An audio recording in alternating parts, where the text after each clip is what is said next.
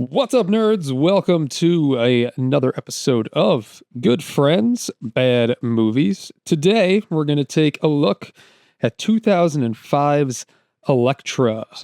As always, I'm Steve Trezza, joined by the one, the only... Scott Burnett. Have to revisit this gem of a movie twice in 1 week.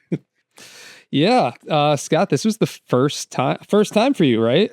Yeah, oh yeah, everybody remembers their first time, and I will remember that. Will you? Because I barely remembered my first time with this movie. I don't remember the specifics. I just remember the experience of dread throughout the whole thing. Yeah, this movie it's a movie, I guess. In the sense that there was beginning and end credits, that yes, it's a movie. Yeah, I feel like they didn't know what they were doing, and watching this movie, I think we got like halfway through, and I was like, "What is like? Nothing's happened yet." Yeah. You know, we're 45 minutes in, and nothing has happened in this movie yet. It's just her kind of a bunch of montages, Elektra living in this safe house or whatever it is, house on some lake where we don't know where the hell they are. Yeah, so it was something. A lot more feet than I thought there would be. There were a few foot shots in this movie. It was like a Quentin Tarantino movie at one point. It's just like, why are you showing so many feet? So, Scott, what were your overall thoughts on this movie? Not great. I try to be more positive in my old age, but god damn, this was a very bad movie. Jennifer Garner didn't want to be there. The effects, if you could call them that, the editing, the pace of the movie, like nothing redeemable. Like there's some laughs here and there, I guess, if you watch it with friends, but not many. I feel like not many. There's I was very tired I wasn't tired going into it, but I was tired by the middle of it. It was boring. It's funny because, like I said, we got close to the halfway point, and I was like, this movie's halfway over. And it didn't feel like it took that long to get there. Yeah. It was like, really? Nothing's happened kind of feeling. And then we get to the back half of the movie. It's like, we have 20 minutes left. And it's like, how is there 20 minutes left in this movie? The longest so fucking long. Yeah. Yeah. Like, the movie's not that like long. doing cardio. It's like doing cardio. You're on a treadmill or a bike or something. You're like half hour done easy. You look down. It's like 3 minutes and 12 seconds. Yeah. Elapsed. And you're like, wait, what? I've been here for way longer than that. Please tell me I don't have this much time in this movie left. That's exactly how this movie feels. So there was one point where you were watching it, you were like, there's 30 minutes left. I was like, I hope the credits are 29 minutes long. Like this, should end right now. Yeah. With that, we'll give you guys a little treat for the trailer for Elektra, and then we'll get into some of the stats of the movie. For centuries, those with extraordinary powers have waged a secret war for supremacy. Now, in between good and evil, stands a warrior. Her name's Elektra. Like the tragedy. Her parents must have had a sense of humor. Not really. She has mastered the skills of the past. She can read the shadows of the future. I see what's gonna happen before it happens.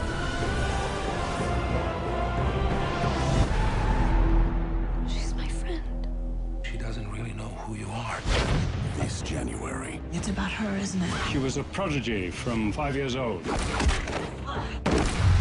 You'll be better than I am very soon. one generation must protect the next. War's just begun.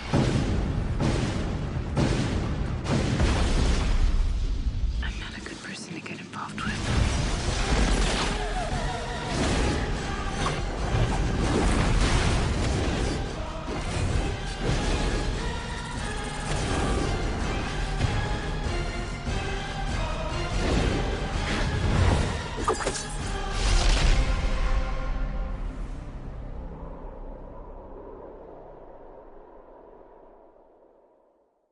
So Wasn't that great, guys? Yeah, yeah. I mean, I don't know. I haven't watched the trailer yet, even though it's in the episode now. So by the time this comes out, I will have watched it. But I can't imagine it's that good. Imagine the trailer's amazing. I do remember seeing the trailer back in like 2004, 2005 when this movie came out, and I remember, I mean, back then, God, that was 20 years ago. So being 18, I remember watching it and being like, well, that is going to be terrible because it doesn't look good. And then I wound up seeing it maybe like a year or two later when it came out on video. Anyway. Back when movies actually took a while to come out on video. Now they're on digital streaming 3 days later. It's true. It's like, it wasn't a hit. Put it out. Stream. Yep. This movie, we did watch the director's cut. It's like 4 minutes longer than the original cut. I don't think there's really that much difference. I think it's 4 minutes of feet. Is it? It might be. Now with 4 minutes of feet. They're like, we need to sell it somehow. Get the weird creeps in here. They'll buy it. Not yucking anyone's yum if you're in the feet. Do you? I don't know. The movie was directed by Rob Bowman, who directed a ton of TV stuff. I'm noticing a trend here with these bad movies. They get TV directors to make the transition over to feature films, and it doesn't always go very well. Rob Bowman directed, also other movies that Rob Bowman directed were Reign of Fire. Remember that one? That movie fucks. This guy directed that? Yeah, he directed Reign of Fire, like right before, like a year or two before this. Or I'm sorry, 2002 he directed Reign of Fire, and Elektra came out. Reign of Fire's like effects were amazing for the time. That movie is awesome. Well, is the director doesn't have anything to do with the effects usually, so. No, that's true. But like usually he has a say in like the effects company, right? Unless I don't know. But am I thinking of the right movie with Christian Bale and the Dragons? And the Dragons? Yep. That movie's fucking awesome. God damn, talk about a fall from grace. Jesus Christ. He also directed the first X-Files movie, which came out in 1998. And I think an X-Files guy. I was never an X-Files guy either, but that movie has like I think it's got like a 7 on IMDb, which is pretty good. And I think people generally like that movie. I think it's the second X-Files movie that people are like, fuck that movie. I do not know there was 2 X-Files. There was one that came out recently, like a couple years ago, and everyone disliked it. Like they tried to do like a reboot with the movie, I think. So he's 2 for 3, Elektra being the 3. I think he has maybe a couple other movies, but yeah, those movies appear to be much better than this movie. Yeah, Reign of Fire is awesome. Like that's like was such like one of my most underrated, like underappreciated action movies. That movie's awesome. I've never seen it. Oh, I'll have to watch it, I guess. It's like a post-apocalyptic dragon world. Okay. I mean, I'm not much of a fantasy person, but I'd watch it. It's like Mad Max and dragons and like. I do love me some Mad Max. Matthew McConaughey plays a crazy American who comes over from America to London because there's like a dragon infestation, and they're like, "How'd you cross the waters?" And he has like a tank for some reason, and he's just like, "Yeehaw! This movie sounds ridiculous." Okay, it's ridiculous. It's fucking cool.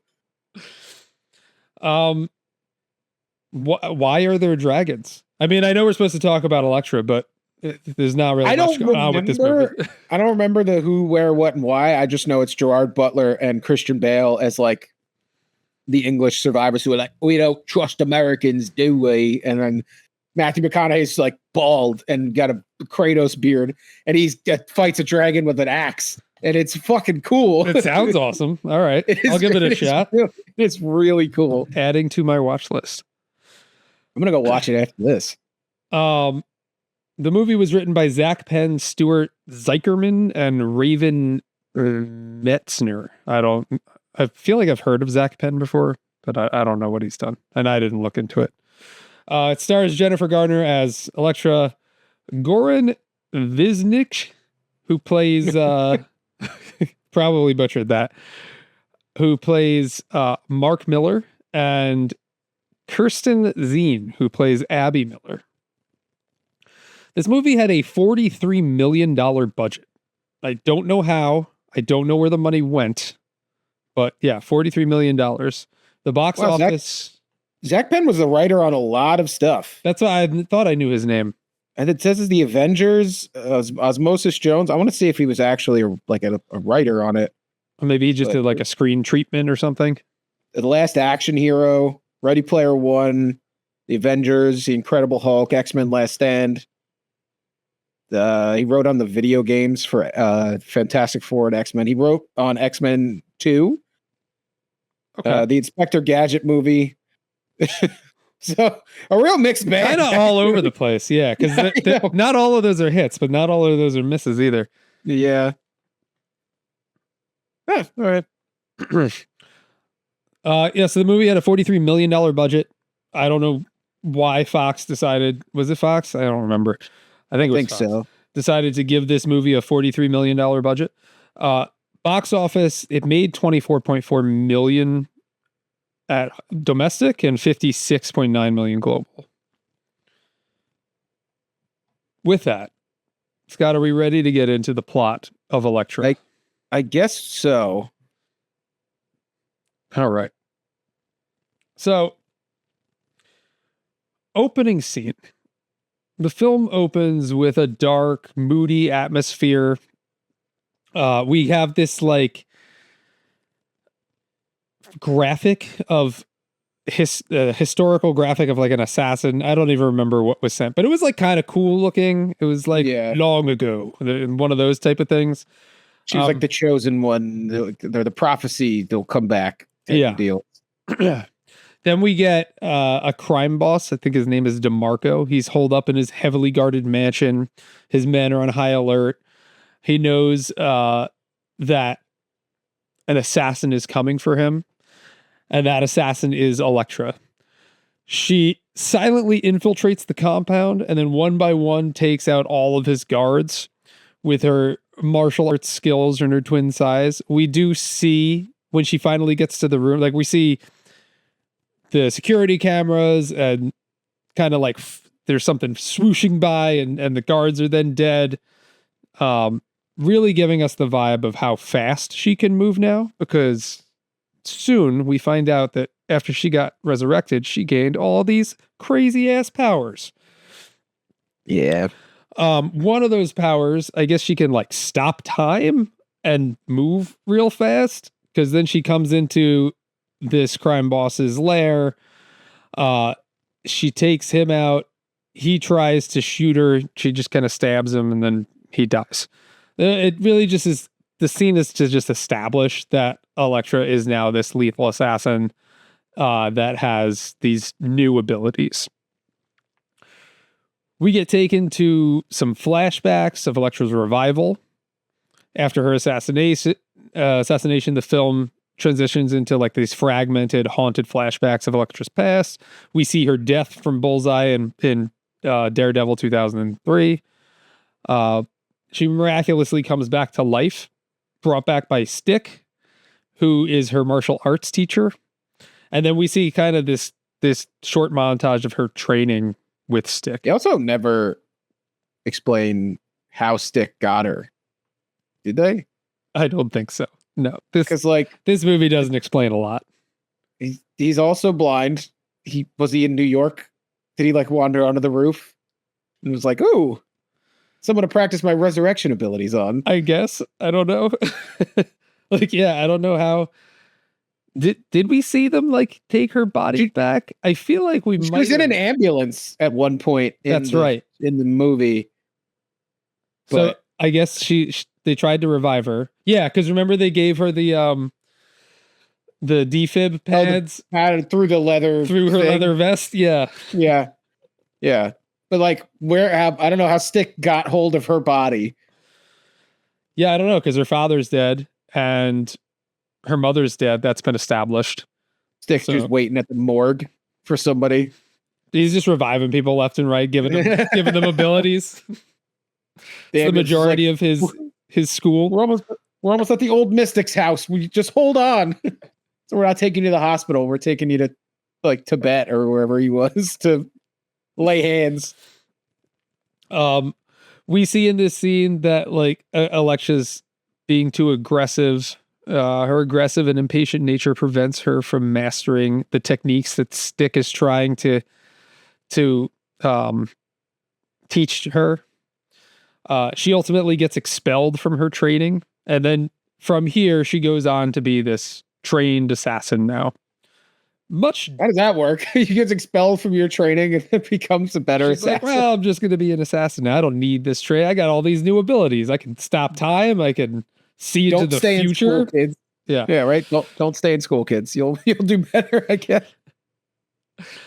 And we can see the tone of her is so much different in this movie than it was It's a mopey in fuck. Daredevil. And I think a lot of that goes to, and we'll get into this a little bit later, but like Jen Garner did not want to do this movie. And I think that definitely shows through in these scenes. And apparently when the movie was filming, she was very vocal about not wanting to be doing the movie and was like bad mouthing it the whole time. On set, they're like getting her from her trailer. She's like, fuck. But she was contractually obligated to do this movie, which is why she did it. So yeah, you can see that throughout the movie. Like she does not give a fuck in this movie. Whereas in Daredevil, I feel like she was much more upbeat, and she had this kind of like more friendly tone to her, and it seemed like she was actually trying in that movie. Whereas in this movie, she ain't trying at all. She's now working as a mercenary for hire, so she is given a new assignment by her handler McCabe, played by Colin Cunningham. The job, Famous Colin. yeah, famous Everybody's favorite actor, Colin Cunningham. The job is mysterious, but comes with an exceptionally high payout, which they're like, it pays 2. Yep. And we're like, what does that mean? 2 million? Like, 200,000? 2 is in double. Yeah. Like it pays twice. Just Like all right. just 2. Figure it out. So this sparks Elektra's interest. She is told to relocate to a remote lake house and await further instructions. The details of the hit are still kind of unclear when she gets to this lake house.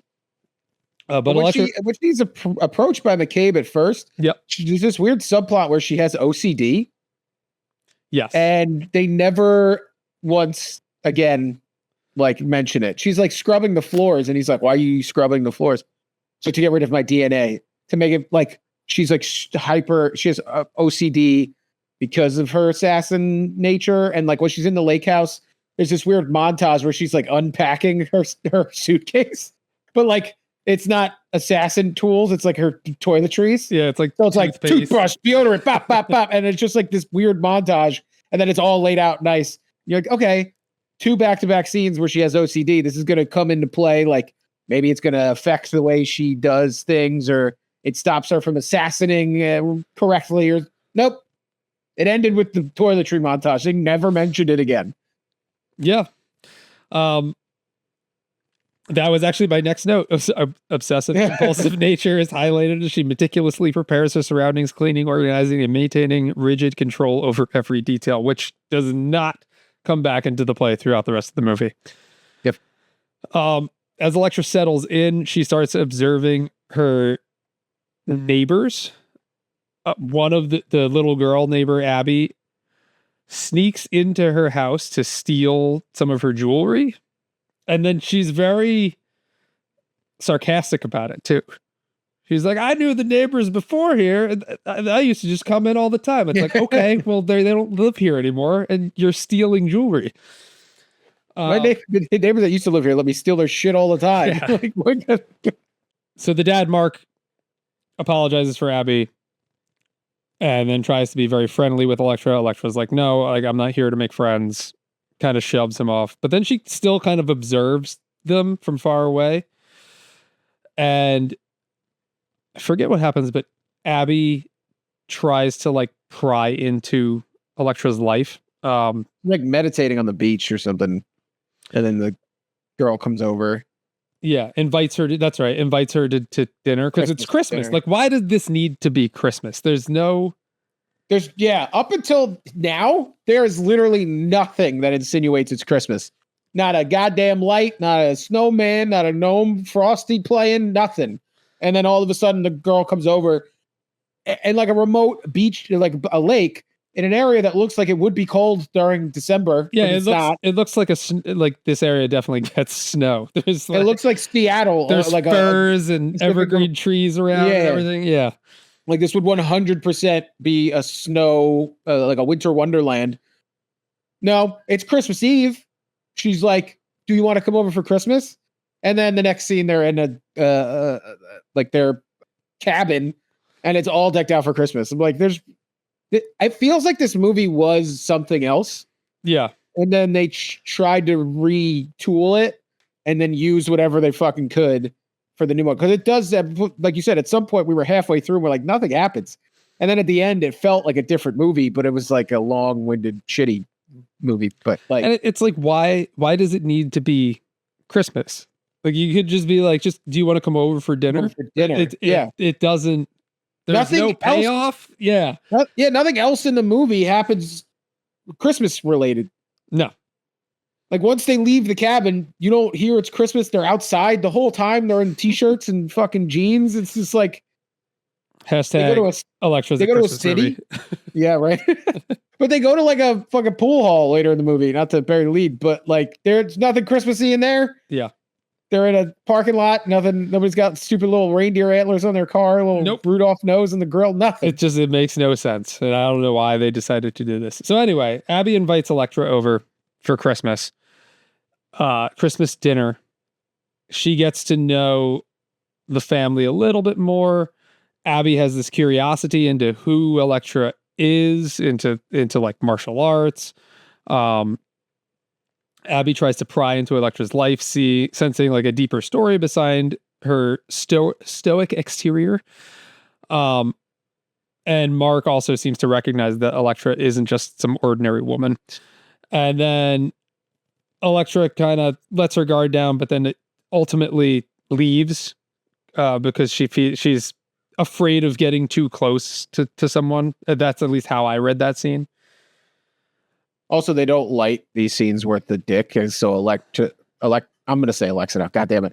Elektra looks like a floating head on the porch. Like her body's not lit, but her face has the tiniest bit of like ambient light on it.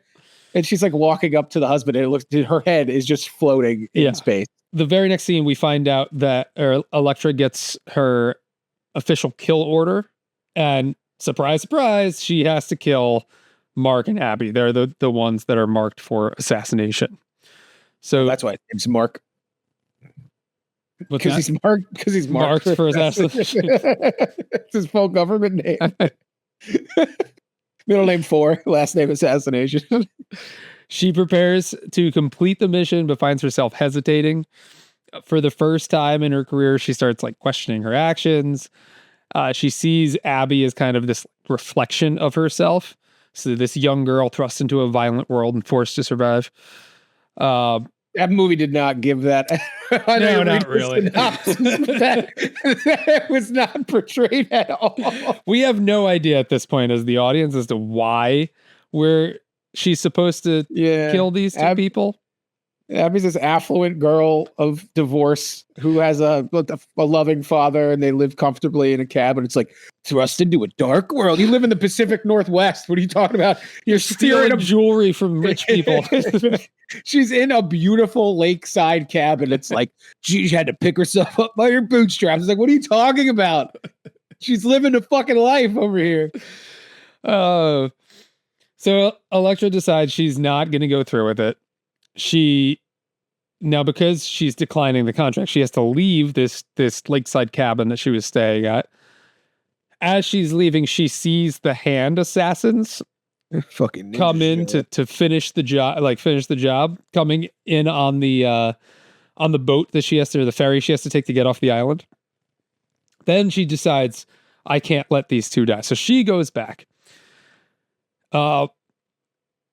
She sees that the assassins are making their move to move in on Mark and Abby. And then that's when she goes to their house and interrupts, says to Mark on the porch, hey, can I talk to you inside real quick? And they go inside. One of the assassins is like prone on the roof of the porch. So Mark goes inside. Elektra just takes her sai out, runs up, and does this quick stab through the roof to kill this guy. And he just bursts into a nice green fart cloud. Yep. It looks like a fart. It's a very viscous green cloud. What else are we supposed to think it is? And they never explain this either. They never explain why people disintegrate into fart clouds after they're killed in this movie. I don't know why. I don't know. If I were to guess, I guess it's because they all have these special abilities that maybe they got resurrected like Elektra did, and part of that resurrection is that they turn into fart clouds when they die. I don't know. Well, no, maybe like one line of dialogue where you talk about like when you die, you lose your soul, but when you get resurrected, it's not there anymore. So you would explain why Alexa's bitchy because she doesn't have a soul anymore, and then when you die, it's just your corporeal body blows up into a fart cloud. I don't know. I'm doing more of an explaining job than they did. So. I mean, that's fine by me, I guess. Something they were like, fart cloud. It felt like a lot of the effects in this movie felt like they just purchased an effects pack online and just needed a business case for it. They're like, what do we need this? We'll test it out here. For? Yeah. Yeah. And they're like, we can make the ninjas blow up into farts. And they're like, all right, sure, buy it. Put it on the company card.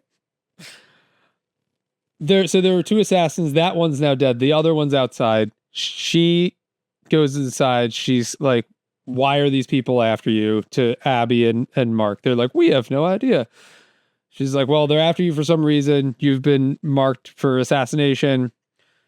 And then here's where we find out that she can see into the future because she stops in the hallway and closes her eyes and has this premonition of the other ninja coming in, shooting her with what looks to be a real life Nerf gun. You remember those Nerf guns that kind of spun around and shot the darts out? It's like that, but it's like actual darts. Are real darts. Yeah. Sharp darts. Yeah, sharp darts. Comes in, he shoots her, she dies, but this is just her looking into the future to realize what's going to happen so it doesn't happen. And then the ninja actually comes in and Elektra disposes of him. And then he poofs out into a fart cloud. And then that's that scene. Now, I believe it's earlier on, we are introduced to the hand, which all of the hand scenes take place in this giant, weird, like meeting room, like conference room at this huge table. I'm going to butcher this name. Kari Hiroki Tagawa. I think you nailed it. I hope so. I don't know. He's the leader of the hand. For those of you who don't know who he is, he played Shang Tsung in the Mortal Kombat movie. Awesome actor. Like, he's the best actor in that movie. He's just born to play a villain. He's the leader of the hand. His name is Roshi. And I mean, nothing really comes of his character. We'll talk about that a little bit later, but we do see him. We see that he's the one that's sending people to kill or assassinate these two. We also at this point get introduced to the other members of the hand, who one of them is his son. His name is Karigi, played by Will Yun Lee. We also get Typhoid. She's a deadly assassin who can kill with her touch. She's kind of like infects people with this disease. She's based off of Typhoid Mary from the comics. Tattoo, who is a warrior whose body tattoos come to life as like real animals. Stone is this brute with indestructible skin, and Kinko, who is described as a swift swordsman. Did we see him? Yeah, he died. Remember when we were like, we had the forest scene, we were like, who the hell is this guy? He had like a tank top on. Yes. Yeah. Okay. So after this scene where Elektra disposes of the ninjas, then they travel to a bar or like a billiards area to meet with Stick. And the scene is Elektra kind of lays down what's happening. I don't remember why. I think she gets in a fight with Stick, which causes her to leave. Yeah. And then when she leaves, Mark and Abby come after her and they're like, we have nowhere to go. And then that's when we see one of Tattoo's birds, which is acting as a mural on a wall, come to life. And everyone's like, what the fuck is that? And then they get into a car and drive away to outrun it. Now, again, I don't know where we are because now we go to this like farmhouse. Before it looked like we were in maybe Vancouver or something, or like Seattle, somewhere in like the Northwest. And now we look like we're in Texas. There's like cows and shit. Yeah. We go to McCabe's house, who is the guy who gave Elektra her contract earlier in the movie. He lives on this farm.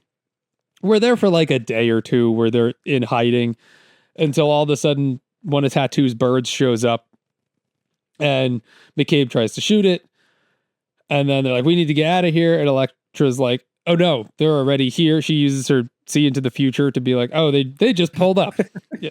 Where was that yesterday? 6 seconds into the future, she could see. And she was just like, they're here, they're in the driveway. It's like, or she probably looked out the window. She probably could have seen the same thing. McCabe's like, use the secret exit. So they go through this tunnel that leads them into the woods. McCabe tries to fire a shotgun through the wall. It hits Stone. This is where you find out he's bulletproof. The 4 of them come in. They try to interrogate him. He's like, I'm not talking. And then Karigi uses his, I don't know, mind reading capability, because apparently they can do that too, to find out where the secret passage is in the house. So then they can go pursue Elektra and Mark and Abby. McCabe tells them to fuck off after this, and they behead him, and he's dead.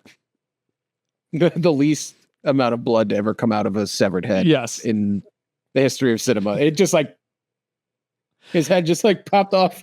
It's like Julius from Friday the 13th part 8. Where he just gets his head uppercutted off, no blood. It's just like a clear mannequin head flying. Well, I think this might have been one of the scenes that was added in the director's cut. Like in the initial cut, it just goes black right as they slice his head off. But I think in this one, they just were like, make his head come off. But they didn't put enough effort in to make some blood splash too. Like, put it in. We don't want to do too much work. Just clip it. Just put it in. Put it back in, and that's call it a day. So now a fight breaks out into the woods. Tattoo uses his wolf tattoos to have these wolves come after them. And it's so weird because they're not actual wolves that are running through the woods. It's like this wolf head on a comet. On a comet, exactly. With this flaming fireball behind it as they just well, that's way easier to animate. It's way easier to animate than make a full body wolf. That's true. Run through the woods like that. That's so hard because like you have to make it animate over the terrain you're shooting get a on. wolf or a husky. Like, yeah, that too. But it's just like they have him CGI'd at one point where he's just like standing there like, but like that's all you see them do. Yeah, like they definitely didn't have the technology or the know-how to make it. So they're like fucking stick its head on like in the pack that they got the farts in. They're like looking through the files. They're like, well, we got this comet asset. What if we just stick a wolf's head on it and shoot it through the forest? Yeah. Genius. Like it just reinforces my idea that they found an asset pack that they really wanted to use and they made a movie around it. I mean, I don't think you're wrong. Because it definitely seems like that. Yeah. Like going to cost about $3 million in about a month's worth of work to make this. But then where did their $43 million budget go? Oh, I don't know any outside of, did they just give $40 million to Jen Garner? Was it like licensing rights that they needed to pay for the Elektra IP? Maybe? I don't know. Elektra tries to hide Mark and Abby. Stone comes out. She tries to fight him, but she can't break his skin. So then he finds out where they are. He like tosses her aside. She goes up in this tree. The tree starts to fall down. She somehow directs the tree to fall down exactly onto Stone, and then that kills him. Yeah. Impenetrable skin, but big tree fall hard, kills him. The fart, because the fart flies Yeah. out. And then we get the wolves catch up to them. We get I forget the other guy's name because he was in it for a second. The skinny Swift swordsman. Kinko, Swift swordsman. Kinko. Yeah. He comes out. I think Abby. He should make his power should be he makes copies of himself. Yeah. His name is Kinko. For FedEx. he just makes copies of himself. That would be cool. It makes a copy machine sound as he does it too. It takes a while. It's not instantaneous. I think Abby kills him with her jewelry. Isn't this where we find out that she has She's got powers, power, right? Yeah. Maybe. The power is a great way to describe it because you don't know what the fuck I it could is. be wrong. She has a power. She has a power and her power is, I don't know. I think it's something like Gambit's where she can put like energy into shit. That's what it seems like. But she just uses a necklace. And multiple times in this movie, villains just like catch the necklace. She's swinging it at them. It's like maybe use a different weapon. Maybe put a little more energy into it. I don't know. Use a metal pole. Something. So I think I think Abby kills him. I think she puts it around his neck or something, maybe. I thought she just slices him, but I don't know. It's not important. No, he it's dies. Not. Yep. Stick shows up, and Stick shows up with this army of good ninjas. We know they're good because they're all wearing white.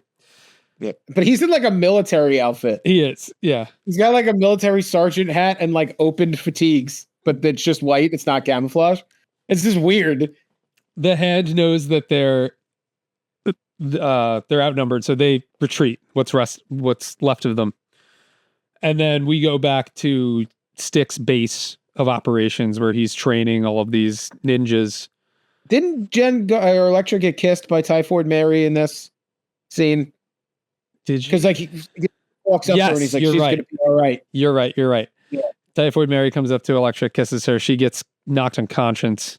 Yeah. And then Stick's like, yeah, she's gonna be just fine. Stick just walks up, he's like, she's all right. Walk it off.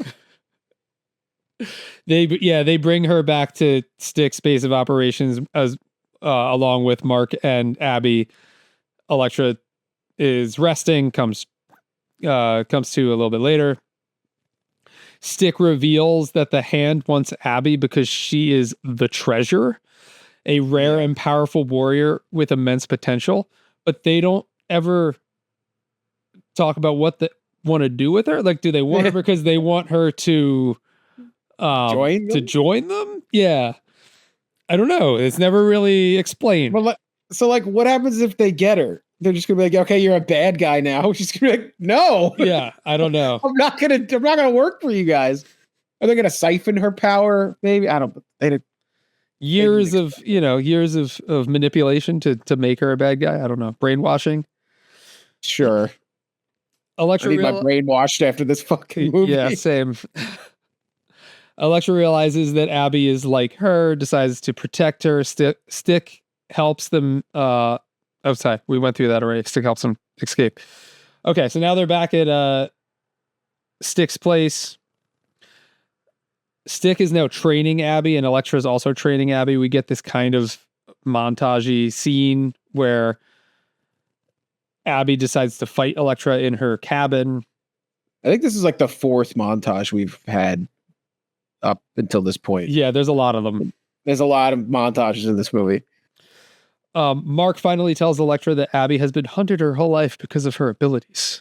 Which again, they don't really go much into detail. It's like that's just like a throwaway line that they threw in the movie. It is because the dad isn't even like super protective of her. No, not at all. You would get I would understand if like in the movie, like she's breaks into Elektra's house and the dad like runs in and he's like, Abby, where are you? I told you not to leave my side. Like he's willing to just fucking let her fuck off in the woods and do whatever the hell she wants. She's been hunted her whole life. Doesn't have her on a short leash. Like he's phoning it in too for this movie. I feel like yeah, for sure. Lets her out of his sight so that he could go into the neighbor's house and steal jewelry. Yeah, the Hand sees her as a weapon. Stick believes she could be a force for good. Elektra and Abby begin to bond a little bit. And throughout the movie, we've been getting these weird flashbacks of young Elektra being trained as an assassin. We also see that her mother was killed. This flashback happens a bunch. So we see that her mother was killed initially by what looks like the devil. The devil. Yeah. And then the next time we see the flashback, it's now a ninja. And then later in the movie, when we see a flashback, we find out that it's actually Kagiri, the hand leader's son, who's like the leader of these 4 or 5 whatever assassins that we're just. I think they should be called the fingers, right? You get the hand, and then there's 5 assassins, and then that makes sense. The fingers. But also, this negates the fact that Wilson Fisk killed her mom. Yeah, which we heard in the first movie, Daredevil, which they alluded to that. They just kind of threw that away.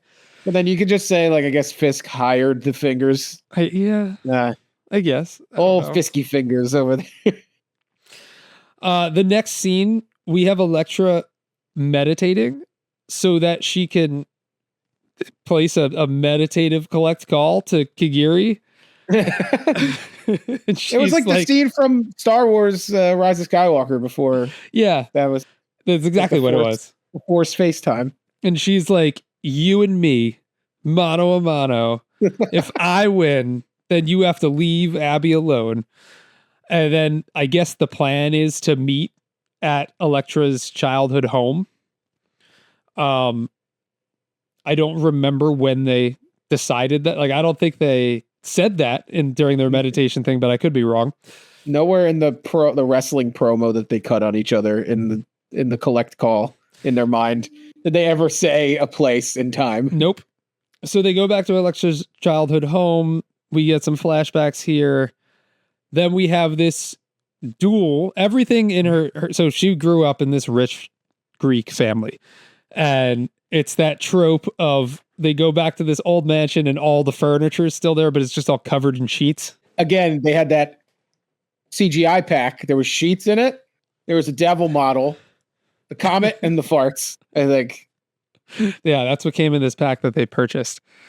We get to, they're in the main stairwell, and Kagiri walks in, and Elektra's there. She's now in her somewhat comic accurate outfit. The red. Yeah, the red corset with the. Did she have the bandana? She did not have the bandana. No. But she wore red. Apparently, that was the one thing that Jennifer Garner was adamant about, was that Elektra needs to wear red, because she didn't really in the movie before. She wore some red dress, but outside of that, it was just very early 2000s adaptation of a superhero. So Kagiri walks in. They're in the main stairwell. Not stairwell. I don't know what you would call this room. Yeah, foyer. Living room. They never explain why the sheets go all over the place. Because Kagiri walks in, the fight happens. All of the sheets on the furniture just decide to launch in the air, and the CGI is awful. It's so bad. And the sheets are just flying all over the place. They're flying in Elektra's face. They're flying in Kagiri's face as they're fighting. And then out of nowhere, Abby shows up. How does she know where Elektra's childhood home is? How does she know she was going there? Why does she even show up? Because the plot demands it. That's why. Yeah. She shows up to help Elektra just when Elektra's down and about to be killed by Kagiri. She uses again her stupid little necklace to try and fight this guy who has 2 swords, 2 katanas. She comes at him with her necklace, swinging it around. She actually manages to scrape his face, but then I think he just, I don't know, blocks it or knocks the necklace away or something. Well, you can achieve the same amount of damage that she did to him just with the necklace if you swing it fast enough. What's the point of putting the energy in it? Just ow, my cheek. Have him get knocked over. So it was just a normal thing. It just makes 0 sense. Elektra gets back up on her feet. She and Abby are able to flee Kagiri, and they flee into the hedge maze that's outside. Well, they get away in the dumbest way possible. Like Elektra's running at Kagiri, and Abby like throws her necklace. They're like Abby's up on the stairs, and Elektra's on the bottom, and Abby like puts the necklace down, and Elektra grabs it, and like yeah, it's not gonna break. But and she basically hold like a full grown woman, and then she just like hops the banister of the stairs, which is like waist high. And she's a super well trained assassin. She couldn't have done that herself. She needed the necklace. Also, they do this. It takes so long for them to do this. And we've already established that Kagiri has super speed. He's made these dashes into people multiple times now. So he's just kind of sitting back watching as they're slowly making their escape into the hedge maze. And he can only use his super speed to close the gap between him and whoever he's fighting. And then he fights at normal speed. Yes. Yes. Like he doesn't use his super speed to swing the swords fast. It has stipulations, Scott. He just has like a quick dash and then it's on cooldown. He's got to wait a minute for it to come back up. When we're in the hedge mazes, we see that Tattoo is also there. He uses his snake tattoos to pursue Elektra and Abby, which there's a million of them that come out of him. They get separated because Elektra's running too fast and not waiting for Abby. And then Abby gets overtaken by all of these snakes. Elektra uses her clairvoyance to find out where Tattoo is, and then just casually walks up to him and snaps his neck, and then the snakes disappear because he's dead now. Yeah, he goes into like some kind of trance when his animals are out. Yeah. Elektra then goes to find Abby, but then gets ambushed by Kagiri. They're now fighting by this old well. While Abby is ambushed by Typhoid, Elektra eventually kills Kagiri with her sais and then kind of like flips him over into the well, and he turns into a fart cloud, and that's over. Yeah. While this is going on, Typhoid poisons Abby and is really taking her time to do her in. Abby falls on the ground. We can see she's poisoned because her face is all veiny and looks like she's diseased. Elektra again uses her clairvoyance to find out where Typhoid is in the hedge maze, and then with the most powerful sai throw ever, throws her sai as it goes through like 6 hedges. Yep. And then just hits Typhoid right in the face, kills her, fart cloud, she's dead. Then goes, picks up Abby, takes her back inside the mansion for her to recover, and then resurrects her the same way that Stick resurrected Elektra back in the day by putting one hand on her head and one hand on her stomach, and I think that's basically it. I don't know, and praying. Abby comes back to life. The very next scene is the next day. We see that Abby is there recovering. Elektra ensures Mark and Abby that now they can live a seemingly normal life in her old mansion. Like she's just like, here, take this. Does she even own it anymore? I don't know. Mark and Elektra share a kiss, and then we never get like a wrap up of the main guy, Shang Tsung, Roshi is his name, I think. Like he was the one that was sending the hand after everyone, but we never find out. They never kill him. They never confront him. Why was he even in this movie? It just ends. Like you would think that you would like who sent these people? Yeah. Like we killed the people. That's all good. Yeah, and you would think that they would just keep coming after her. So I don't know. It ends, or it's about to end. Elektra leaves her mansion with Abby and Mark inside, just hanging out. Sees Stick at the gate, and Stick acknowledges Elektra's growth, and then Elektra walks away, a changed woman. Roll credits. Movie over. So that's it. That's Elektra. Yep. This movie, I think this movie might be one of, if not the worst superhero movie I've ever seen. Yeah, it's up there. So bad. And none of it makes sense. And there's a million plot holes. And there's no pacing. Like we said, the first half of the movie, we're like, what has even happened. They don't wrap anything up. They don't explain anything. This is a bad movie. Okay, with that, let's get a little bit of movie trivia. We'll give away some awards. We'll do a little would you rather watch.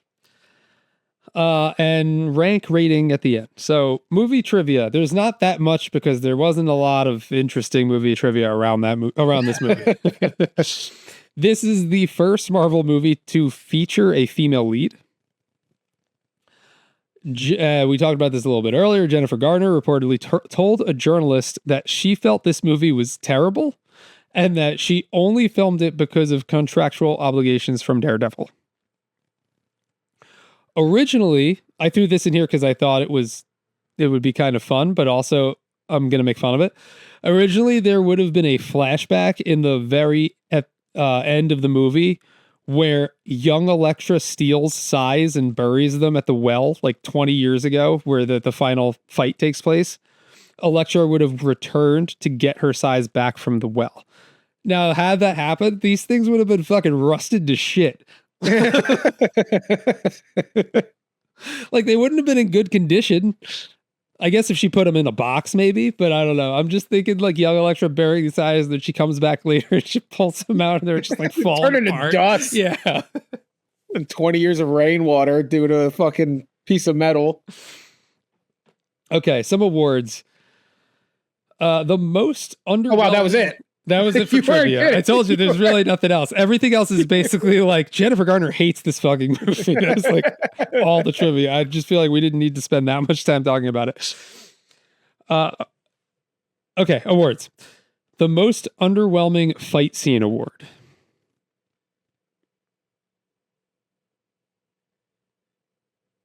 I guess the two ninjas in the cabin. Okay, I'm going to go with anything with tattoo because they weren't fight scenes. It was just chase scenes. That's Like, true. every time the tattoo was there, it's like, oh, here's the chase happening again. Even with the snakes, they're trying to outrun the snakes. So he doesn't really do anything.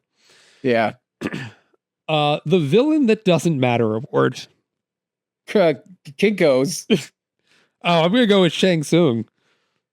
Yeah, but I mean, like, I feel like he didn't even throw his hat in the villain ring. He didn't get. But he's his supposed to office. be the big boss guy. Yeah, but like Kinko just didn't. He got killed by a necklace. That's true. Shang Tsung's still alive. I'm still sticking with Shang Tsung. Because he didn't matter at all. We're calling him Shang Tsung because he played Shang Tsung in the Mortal Kombat movie. Shang Tsung Yes, is that's not his name in this movie. And Shang Tsung is not in this movie. The Forest of Missed Potential Award. What? The Forest of Missed Potential Award. Missed as in like I missed the, not Yes, like not like the mist. not like missed. Oh, okay. I was like the Forest of Mist. What did I definitely missed that part. Like No, the Forest of Missed Potential. And I made it that because of the forest scene, because I thought this could have been a much cooler scene that was just not great. I think the whole like collection of bad guys is missed potential because like they never worked together. They all just took turns one-on-oneing Elektra. Like they never did anything cool. Like Typhoid Mary didn't infect a snake and then Stone like threw it at them or something, you know, like there were no combined their power. Yeah, they were just like, all right, I'll try my hand at it. And then Stone gets killed by a tree, fucking copy machine gets killed by a necklace. And it's just like it's missed potential because they do have cool powers. They just don't. I don't know. Kinko's doesn't. I don't even know what the fuck he did, but everybody else did. He's the pinky of the fingers. He's just kind of useless. He's there, but he's useless. Yeah, the whole gang is missed potential. And the last award, the least effective training montage award. the toiletries. That is a good one. We all know how to brush our teeth, Elektra. I was gonna go with when we first see her training with Stick, because it happens. It's like a second. Yeah. It's like her like training, and then she's like, "I don't want to be here," and then that's basically over. Okay. do a little would you rather. Scott, would you rather watch paint dry? Yep, I would. Actually, yes. Oh, for real, would you rather watch Daredevil or Elektra? Daredevil. Would you rather watch The Punisher or Elektra? These are all movies that came out around the same time. Any version of the Punisher. I don't care which one it is. Would you rather watch Fantastic Four 2005 or Elektra? I think the answer is Fantastic That Four. is easy. All right. I would watch Fan Four Stick over this. Oh, I don't know about that. That I should have threw that. All right, let's do that. Would you rather watch Fan Four Stick or Elektra? Fan Four Stick. I think I'd rather watch this. I don't know. I think that's tough because for the longest time I was like, Fan Four Stick is the worst superhero movie by far that I've ever seen because that's a movie where nothing happens. Yeah. I'm I still don't sticking know. with it. I'm sticking with my hot take. I think I'd rather watch this, but it's close. It's very close. I threw two other movies in here that are notoriously bad just because of how bad this movie is. Would you rather watch The Adventures of Shark Boy and Lava Girl or Elektra? I don't think I've ever seen Shark Boy and Lava Girl, so I will go Shark Boy and Lava Girl because I haven't seen it. I also will do that. And I feel like as bad of reviews as it got, it was written by a child. I was going to say, it's like a Spy Kids-esque type of deal. Yeah, it was the same director who did Spy Kids. Robert Rodriguez, his son wrote the movie and then he made the movie. And that's cool. And his son was like 8 years old or something like that. So I'm sure there's some like fun kid scenes in this movie. I don't know. Maybe that's a movie we add to our list. Yeah. All right, and last one. Would you rather watch Catwoman with Halle Berry or Elektra? Oh, no. Elektra.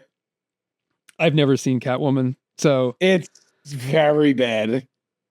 She's not even Selena Kyle in it. I know she's someone else, right? Yeah, she gets her powers from like a cat licking her face or something. It's so stupid. Because I've never seen it, I think I'd choose Catwoman because I don't think I can sit through this fucking movie again. But yeah, when we watch Catwoman eventually on this, you might change your tune. I'll throw that in the Would You Rather. We'll have to revisit this when we watch Catwoman. I'm wondering if there'll be like recency bias there. Yeah. All right, we've made it. We are at the rank ratings of this. Scott, is this movie actually good? Not as bad as people say. Bad good. Memeable. Unintentionally funny. Or just plain awful? Actually good. Just kidding. It's awful. It's the lowest we could get. If there was another one below that, I would do it. Put this movie under the jail. Fuck this movie. I'm also going with just plain awful. This movie's it's really not good. There's the fact that we were like, when is this going to be over? And we've watched the first Captain America, like the 1990 Captain America, was a bad movie, but at least we had fun with it. Yeah. Yeah. And I'm looking back on that movie fondly. Yes. Now, after this. We were talking when we were watching, or I'm sorry, last week when we were doing the review of Punisher Warzone, we were talking about how we've started with this bad movie and the movies keep getting better because we went Punisher Warzone and then Daredevil and then it went Captain America 1990 and then Daredevil and then Punisher Warzone. We did watch Madam Web though. That's true. We did watch Madam Web first. This has broken that streak because it is nowhere near as good as Punisher Warzone is. No. All right. Scott, any other thoughts you have on this movie, or should we just put it to rest? Let's put it to rest. Like, get me the fuck out of here. My brain, this movie made me dumber. I think next up, we are planning to do Super Mario Brothers, the 1992. Well, that should be really fun, movie. Actually. I'm so excited. Because the Super Mario World opens late April in late May, but there's gonna be previews for it starting any day now. In Universal, yeah. So that's a few weeks from now. So we may do another bad movie from We do a filler. Yeah, a filler movie. We'll have to figure that out. If anyone would like to comment a movie for us to watch, please do that. We will definitely take that in consideration. There's no shortage of bad movies out there that we can fill in. And then after that, we'll also be doing Doom in early May. So with that has been this episode. Please like, favorite, subscribe. Please, if you're an audio listener, do all the stuff. All the stuff. Scott, is there anything else you'd like to say before we sign off? If you made it this far in the video, we appreciate you. Thank you for sticking around. And if you do like the theme park content we were just briefly talking about, go check out my other channel, Dish Upon a Bar on YouTube, where we do a bunch of fun theme park gimmicky bullshit over there. Me and my wife. It's a fun time. Come join us over there and stay nerdy, baby. See you guys later. See ya.